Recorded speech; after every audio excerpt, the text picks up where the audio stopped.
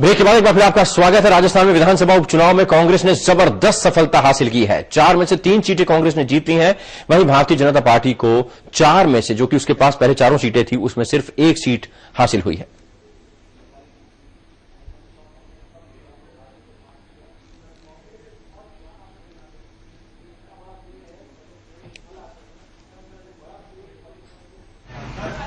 इस जीत को लेकर कहीं ना कहीं कांग्रेस उत्साहित। पहले ये 4 सीटें भारतीय जनता पार्टी के खाते में थी और अब 3 सीटें इसमें से कांग्रेस के खाते में चली गई हैं। वहीं कांग्रेसी नेता और प्रवक्ता संदीप दीक्षित ने कहा है कि मोदी का जादू खत्म हो चुका है और अगली बार कांग्रेस गुजरात में सरकार बनाएगी। संवाददाता नीरज कुमार ने उनसे खास बातचीत की। 9 राज्यों में 33 विधानसभा सीटों और 3 लोकसभा सीटों पर हुए उपचुनाव को केंद्र सरकार के लिटमस टेस्ट और कांग्रेस के लिए भी परीक्षा के तौर पे देखा जा रहा था। इस वक्त हमारे साथ बात करने के लिए कांग्रेस के प्रवक्ता संदीप दीक्षित साहब हैं। सर, ये बताइए कि आप अपनी पीठ थपथपा सकते हैं? नहीं, देखिए, बात पीठ थपथपाने की नहीं है। बात यह है कि बाई इलेक्शन जब बीच बीच में होते हैं तो एक किसी भी पार्टी को एक रुझान पता चलता है। एक जनता को समझ लीजिए एक टेम्परेचर टेस्ट करने की बात होती है। वैसे तो बातचीत आती रहती है, लेकिन चुनाव एक पुख्ता सबूत होते हैं कि रुझान क्या दिख रहा है। आप देखिए, पिछले 6-8 महीने से इस पूरे देश के राजनीतिक पटल पर एक ही बात चल रही थी, नरेंद्र मोदी और उनसे लोगों की, जनता की अपेक्षाएं, और किस तरीके से एक माहौल बना था कि शायद देश में 65 साल में वो नहीं हुआ जो 60 महीने में ये कर दिखाएंगे। 3 महीने हो गए, सरकार का 5% टाइम निकल गया। 3 महीने के अंदर अंदर एक सरकार इतनी बुरी तरह मुंह के बल गिरे, ये मेरे ख्याल से शायद हिंदुस्तान के वर्तमान के इतिहास में तो पहली बार देखा गया है। जिस उत्तर प्रदेश में वो लोग 73 सीटें जीत कर आए थे, एक सांप्रदायिकता का एक पूरा माहौल बना था, और जहां जिससे मैं बात कर रहा था वो कह रहे थे कि 11 के 11 में से 11 की 11 सीटें बीजेपी रिटेन करेगी। और याद करिए, ये वो 11 सीटें थी जब सपा की वेव में बीजेपी अपनी सीटें निकाल कर लाई थी, और जब बीजेपी बिल्कुल भी यूपी में किसी भी तरीके की फोर्स नहीं मानी जा रही थी। शायद कुल मिला के 20, 25, 30 सीटें या 40 सीटें इनकी आई थी। वो 11 में मुश्किल से ये 2 या 3 संभाल पाए हैं। 6 या 7 सपा की झोली में चली गई हैं, बाकी 2-3 पर उनकी लीड चल रही है। तो उत्तर प्रदेश में 3 महीने में कितना बदलाव आया है ये आप खुद समझ सकते हैं। आप राजस्थान देखिए, जहां हम लोग बिल्कुल ही नेस्तनाबूद हो गए थे, 20 या 21 सीटें लेके आए थे, जबकि हम बार बार कह रहे थे कि एक अच्छा प्रशासन गहलोत जी ने दिया था। वहां आज 75% सीटें हम जीत के आ रहे हैं, और कोटा की भी सीट जो उन्होंने जीती है, कोटा तो एक पुराना बीजेपी का बेस्टियन रहा है। आप गुजरात देखिए, गुजरात तो एक तरीके से उनके नए लौह पुरुष का अपना गढ़ है, और वहां वो सीटें 9 सीटें जो बीजेपी की झोली में थी, उसमें से 3 पर हम लोग जीत रहे हैं, और एक जो है बिल्कुल बराबरी पे चल रही है।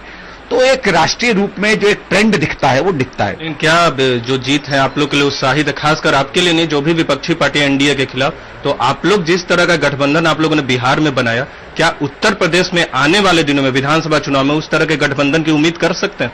देखिए, ये तो हमारा राष्ट्रीय नेतृत्व तय करेगा, इस पे तो हम कुछ नहीं कर सकते। हमारे यहाँ एक प्रक्रिया होती है, कभी भी कोalition होता है तो वो लोग आपस में सोचते हैं, बैठ के देखते हैं, रुझान भी देखते होंगे। तो स्वाभाविक है कि हर रिजल्ट को हमारा राष्ट्रीय नेतृत्व जो है उसका विश्लेषण करेगा, और उससे जो बेहतर अंदाजा दिखता है आने वाले चुनाव के लिए वही करेंगे। अंतिम सवाल सर, मोदी वेव है कि खत्म हो गए? खत्म हो गए। समय से बात करने के लिए धन्यवाद। ये थे कांग्रेस प्रवक्ता संदीप दीक्षित साहब। इन सबका मानना है कि 33 विधानसभा सीटों पर जो उपचुनाव हुए हैं और 3 लोकसभा सीटों पर जो उपचुनाव हुए, उसमें नरेंद्र मोदी का वेव नहीं चला, और कांग्रेस ने जो जीत दर्ज किया उसमें कांग्रेस की रणनीति का भी असर हुआ है। इस समय कैमरा पर्सन नवीन जोशी के साथ दिल्ली से नीरज कुमार। जो राजस्थान की 4 सीटों पर चुनाव हुआ, ये चारों सीटें बीजेपी के पास थीं, और इन चारों में बीजेपी जीती थी 50,000 के मार्जिन से अधिक पिछले विधानसभा चुनावों में। और आज चुनाव हुए हैं, उनमें से 3 सीटों पर शानदार जीत कांग्रेस पार्टी की आज हुई है, और ये सारा श्रेय इसका कांग्रेस के कर्मठ नेताओं को जाता है। और मुझे लगता है कि प्रदेश में आज नौजवान कांग्रेस पार्टी के साथ आकर खड़ा हुआ है। अगर युवा हमारे साथ नहीं आते तो हम जीत नहीं सकते थे इन चुनावों के अंदर। तो कांग्रेस के नेताओं को, कांग्रेस के कार्यकर्ताओं को बधाई देना चाहता हूं, और सबसे ज्यादा इस प्रदेश की जनता को सलाम करता हूं, उनको धन्यवाद देना चाहता हूं। मणिनगर सीट से बीजेपी उम्मीदवार सुरेश पटेल ने जीत हासिल किया। समय संवाददाता करुणा शंकर ने जीत के जश्न का जायजा लिया। गुजरात में बीजेपी के लिए प्रतिष्ठा की सीट माने जाने वाली मणिनगर सीट पे एक बार बीजेपी ने फिर कब्जा कर लिया। इस सीट से लगातार मुख्यमंत्री के रूप में नरेंद्र मोदी, हालांकि इस बार इनकी जीत का अंतर काफी कम हुआ है। वोटिंग परसेंटेज कम पड़ने का कारण है। यहाँ से बीजेपी के विधायक, बीजेपी के कैंडिडेट सुरेश पटेल जी विजयी हुए। ये जीत भारतीय जनता पार्टी की विचारधारा की है। आदरणीय नरेंद्र भाई मोदी 3 टर्म से यहाँ के विधायक रहे हैं। लोगों में, मणिनगर की प्रजा में इनके प्रति स्नेह है और भारतीय जनता पार्टी की विचारधारा मजबूत हुई है। ये भारतीय जनता पार्टी की आदरणीय नरेंद्र भाई मोदी और गुजरात के मुख्यमंत्री आनंदीबेन पटेल और भारतीय जनता पार्टी का शीर्ष नेतृत्व की जीत है। जो ये आपका जीत का प्रतिशत रहा है वो कम हुआ है, इसके बारे में क्या कहेंगे? जीत का प्रतिशत कम नहीं हुआ है, वोट प्रतिशत कम हुआ है, लेकिन हमारा जो परसेंटेज जो वोट है वो बढ़ा है इस बार। गुजरात में अभी और जगह भी मतगणना चल रही है, वहाँ के लिए क्या उम्मीदें हैं? वो मालूम नहीं है मुझे, मैं यहाँ से हूँ, सुबह में अभी बाहर निकला हूँ। ये थे भारतीय जनता पार्टी के नवनिर्वाचित विधायक सुरेश पटेल, जो अभी जीत हासिल करके अपने गणना केंद्र से बाहर निकले हैं और मणिनगर में भारतीय जनता पार्टी का काफिला उनके विजयोत्सव को मना रहा है। इस समय कैमरामैन अशोक लाड के साथ करुणा शंकर, अहमदाबाद। बहुत बड़ा वादा किया था उस समय कि अच्छे दिन आएंगे, महंगाई कम करेंगे, 25 लाख करोड़ का काला धन वापस लाएंगे, पाकिस्तान और चाइना को सबक सिखाएंगे, रोजगार देंगे। ये जो वादा के दिशा में रोड मैप बनना चाहिए, उनसे जो उल्टा रोड मैप बना, उसकी वजह से गुजरात से लेकर यूपी तक सभी जगह लोगों ने अपना गुस्सा मतपेटी में व्यक्त किया है। चर्चा को आगे बढ़ाते हैं। कांग्रेस ज्यादा उत्साहित है। भारतीय जनता पार्टी के जो कैंडिडेट्स जीत रहे हैं उनमें भी उत्साह देखा जा रहा है और अनिल बनूनी साहब हमारे साथ भारतीय जनता पार्टी के प्रवक्ता मौजूद है। अनिल सर, यहां पर आपने भी देखा होगा, अगर बात गुजरात की बात बाद में करते हैं, पहले अगर संदीप दीक्षित साहब की बात कर लें तो उनका कहना है कि मोदी का मैजिक खत्म हो गया है और गुजरात में अगली बार कांग्रेस सरकार बनाने जा रही है। ऐसा संदीप दीक्षित साहब के मैं बयान का जवाब नहीं देना चाहता हूं। वो कह रहे थे कि हम उत्तर प्रदेश के अंदर पता कर रहे थे बीजेपी की कितनी सीटें आने वाली हैं। उत्तर प्रदेश में उनका कहीं नामो निशान मिट गया। वो हमारी चिंता कर रहे हैं, वो अपनी चिंता करें। उनको मतलब वो उनकी चिंता हमारी सीटों से, उनकी हालत उत्तर प्रदेश के अंदर क्या हो गई है। दूसरी, जहां तक सरकार, केंद्र सरकार की हमारी बात है, मोदी जी का अगर मैजिक देखना है तो मोदी जी का मैजिक पूरा देश देख रहा है। क्यों 15 अगस्त की जो लाल किले की प्राचीर से उनका भाषण पे चर्चा हुई कि किस प्रकार से देश के लिए उनका मैप था, सबका साथ सबका विकास के बारे में उन्होंने कहा ना खाता हूं ना खाने देता हूं। उन्होंने कहा मेक इन इंडिया, भारत की अर्थव्यवस्था के लिए कहा। उनका मैजिक देखा गया नेपाल की सड़कों पे, उनका मैजिक देखा गया भूटान की सड़कों पे, बावजूद उनका मैजिक देखा गया। आप दावा कर रहे हैं उनका जादू चल रहा है, लेकिन मैंने कहा ना, विधानसभा चुनाव बिल्कुल डिफरेंट। विधानसभा के उपचुनाव को केंद्र सरकार से के लिए कोई रेफरेंडम मानने की जरूरत नहीं है। विधानसभा का चुनाव जो है वो महज एक उपचुनाव है। वो बोले स्थानीय मुद्दों पे, बड़े लोकल इश्यूज पे लड़ा जाता है, उसको केंद्र सरकार से कोई जोड़ने का अर्थ नहीं है कहीं से। लेकिन अगर आप कह रहे हैं कि गुजरात, ये जो लोकल इश्यूज पर ये चुनाव लड़ा जाता है, ऐसे में अगर आपके हाथ से 3 सीटें जा रही हैं गुजरात में, 6 में से 3 सीटें कांग्रेस ले रही है, तो इसका मतलब लोकल प्रशासन वहां पर काम नहीं कर रहा, लोग नकार रहे हैं उसको। नहीं, फिर मैंने वही कहा आपको कि विधानसभा के उपचुनाव में बहुत लोकलाइज राजनीति होती है। किस मुद्दे पे जीते, किस मुद्दे पे जीते, उसको केंद्र के, जैसे संदीप दीक्षित कह रहे कि केंद्र सरकार का मैजिक खत्म हो गया, केंद्र सरकार के बारे में रेफरेंडम, ऐसा नहीं है। उसका बहुत ही स्थानीय चुनाव है। केंद्र सरकार अपना काम कर रही है, केंद्र सरकार अच्छा काम कर रही है।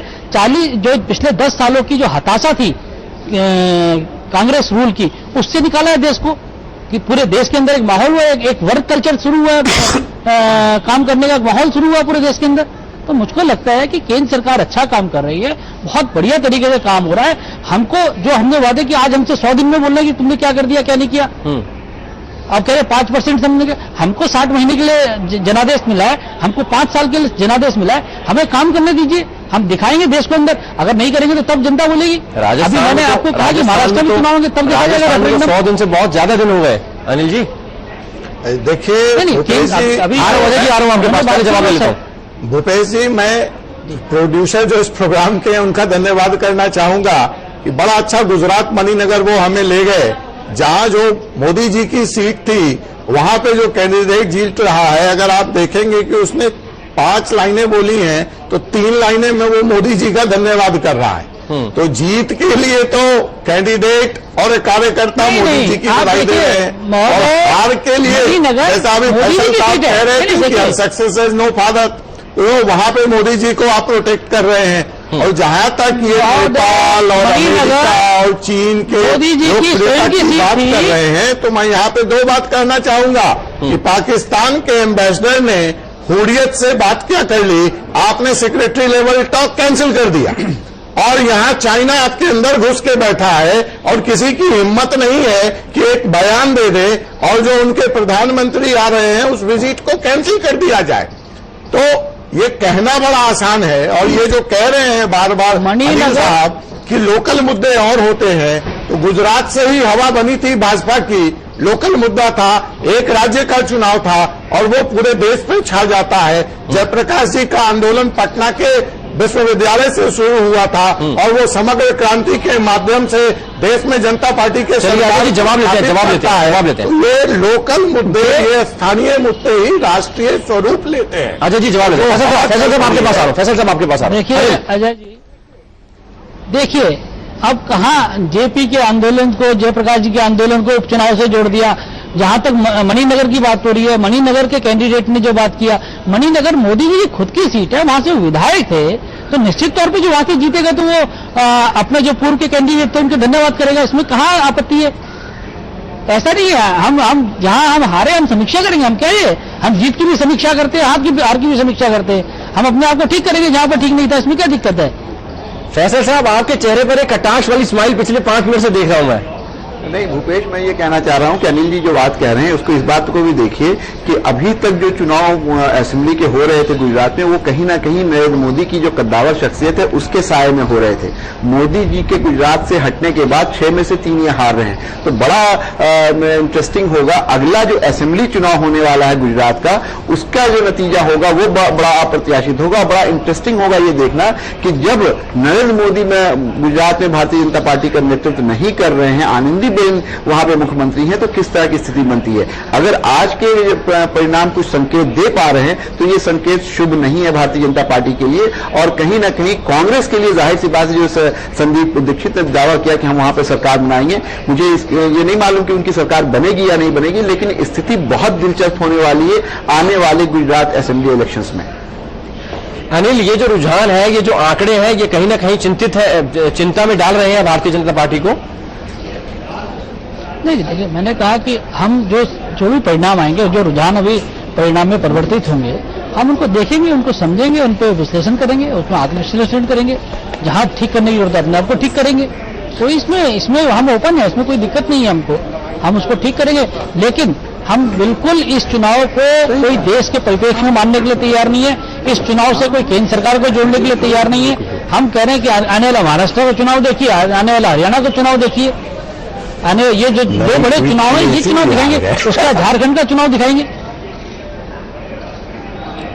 फैसल साहब, 100 दिन में ऐसा क्या हो गया कि पासा एकदम पलट गया, खासकर उत्तर प्रदेश की अगर बात करें तो समाजवादी पार्टी का सुपड़ा साफ कर दिया था लोकसभा चुनावों में, अब यहां पर लग रहा है बीजेपी का सुपड़ा साफ हो गया। आप देखिएगा, अभी जब आम चुनाव होगा यूपी में तो समाजवादी पार्टी का सुपड़ा साफ होना तय है। चलिए, ये एक और दावा है, परिणाम बताएंगे। इस दावे में कितना दम भारतीय जनता पार्टी के? नहीं, इस दावे की तो हवा निकल गई है उपचुनाव में, और ये भी याद रखिए कि ये जो अभी जो इलेक्शंस जीते हैं, उपचुनाव की जो नतीजे आ रहे हैं वो सारी उन सीटों पे आ रहे हैं जहां भारतीय जनता पार्टी की थी, यानी भारतीय जनता पार्टी की झोली से सीट निकाल करके मुलायम सिंह और अखिलेश ने अपनी झोली में डाली है। और वो भी तब जब ये माना जा रहा था, ये दावा था, हर तरफ से ये आवाज आ रही थी कि सुपड़ा साफ हो जाएगा समाजवादी पार्टी का। जिस तरह से वहां पे सामाजिक सौहार्द बिगड़ा, जिस तरह से कम्युनल राइट्स हो रहे थे, जिस तरह की से वहां पे सारी चीजें प्रसारित हो रही थी, तो ये लग रहा था कि बहुत बुरी स्थिति होगी। लेकिन मैं फिर ये बात कहूंगा कि जिस जिस तरह के चुनाव के परिणाम आए थे भूपेश पार्लियामेंट में, वो मोदी मैजिक एक था अपनी जगह पे। उसके साथ साथ जो उनका वहां पे कॉम्बिनेशन बना था उत्तर प्रदेश में, बिहार में, झारखंड में और उत्तराखंड में, उसकी वजह से इतनी ज्यादा सीटें आ गई हैं। और चूंकि बहुकोणीय मुकाबला हो रहा था, तो जो भारतीय जनता पार्टी का अपना कैडर कमिटेड वोट है वो पूरी तौर पे उनको मिल रहा था, और दूसरे जो वोट थे वो कहीं ना कहीं डिवाइड हो रहे थे। जब ये स्थिति विपरीत हो गई है तो नतीजे आपके सामने हैं। विभाकर जी भी हमारे साथ जुड़ गए, हमारे वरिष्ठ सहयोगी हैं। विभाकर जी, आपका रिएक्शन लेना चाहूंगा सबसे पहले तो गुजरात पर। गुजरात उपचुनाव में हम अपने टेलीविजन स्क्रीन पर भी दिखा रहे हैं, कांग्रेस 3 सीटें हासिल करने में कामयाब रही है, 6 सीटें भारतीय जनता पार्टी के खाते में जा रही हैं। बीजेपी के लिए सेटबैक?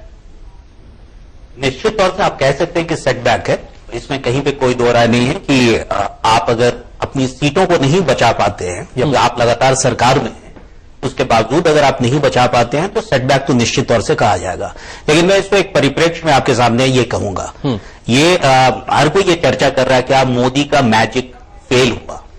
मैं ये कहूंगा कि मोदी का मैजिक, पहले तो जो लोग कह रहे हैं कि ये फेल हुआ, ये पहले 16 मई के सुबह तक तैयार ही नहीं थे इस चीज को मानने के लिए कि मोदी नाम की कोई चिड़िया है जो हर जगह पूरे देश में इस तरीके से भ्रमण करेगी और लोग उसको अपने घर में बैठा लेंगे। तो ये तो खैर अपने हिसाब से उनका आकलन है, लेकिन ये बताता है कि अगर मोदी नहीं है बीजेपी गुजरात में, तो उनके जगह पे कोई दूसरा नेता लेने के लिए अभी तैयार नहीं हुआ है। आनंदीबेन पटेल निश्चित तौर से एक बड़ी नेता होंगी, लेकिन शायद जिस अंदाज में मोदी काम किया करते हैं, वो जब तक आप काम अगर नहीं करते, वो सिर्फ नेता नहीं है, वो उन्होंने काम करके दिखाया है, और अगर आप काम नहीं करेंगे तो फिर वो परिणाम आपके अनुकूल नहीं आएगा।